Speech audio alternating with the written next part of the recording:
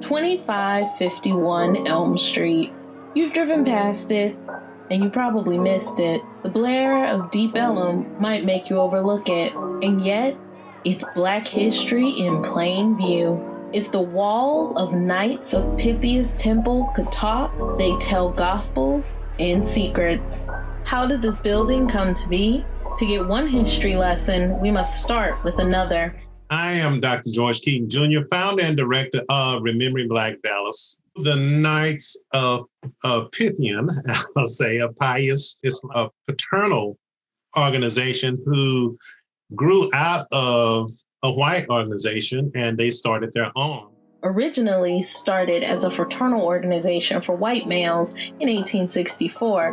In 1869, a Black Lodge was rejected by the Supreme Lodge, inspiring a number of Black Americans to form their own chapters. They became known as the Colored Knights of Pythias. By the end of the 19th century, Black Americans across the country were on the precipice of a cultural renaissance. In the Deep Ellum neighborhood, Black people were stepping out on their own. One such was William Sidney Pittman. Known as Dallas's first Black architect, he attended both Tuskegee Institute and Drexel Institute in Philadelphia, completing programs in architecture at both. In 1907, he found love with Portia Washington, daughter of Booker T. Washington. Pittman and family headed to Texas in 1913. Pittman made his first mark in Dallas in 1916. Remember the Colored Knights of Pythias? Pittman built the Grand Temple of the Knights of Pythias. The building was Pittman's largest work. The building at 2551 Elm Street is a showcase of persistence and resilience.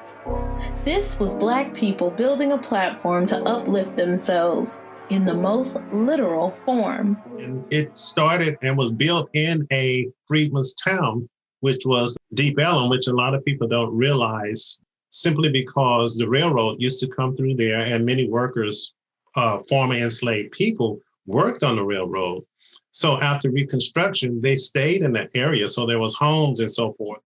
Pittman's building was not just the home to the state headquarters of the Colored Knights of Pythias. It was a cultural center for the Black community.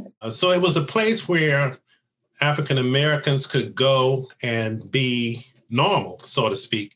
It was really the focal point of entertainment, the balls and cotillions, everything happened in that particular place.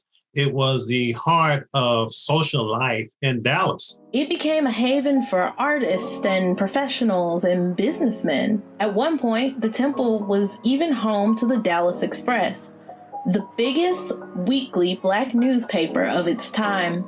The fourth floor ballroom looked out onto Elm Street, a backdrop to many musical-filled nights. Blues musicians like Blind Melon Jefferson and Sam Lightnin' Hopkins were known to drop by, and with a voice like Bessie Smith's ringing out, there's no way that band could ever lose. The party stayed jumping until the late 1930s. What happened to Pittman's Temple? Well, it's what happened to many Black communities across the 20th century. Modern progress. As the city of Dallas shifted its financial centers and infrastructure bypassed the area, the building and even Black businesses seemed to fade away. The building stood still while modernity moved around it, but the building survived. Even those who may never hear the story will still speak William Sidney Pittman's name. It's on the building. Today, it is known as the Pittman Hotel. It was restored with some alterations. It's a sleek hotel with contemporary design, but worry not. No amount of chrome or clean lines can hide the history. There are historical plaques near the entrance and photos all along the walls. The architectural P for Pythias is even still prominent atop the building, a beacon calling out to the past. William Sidney Pittman and the Knights of Pythias Temple serve as a model of Black progress. Stories like these are often left from history's pages, relegating Blackness to the shackles of yesteryear. Instead, let this be a blueprint for what Blackness can be.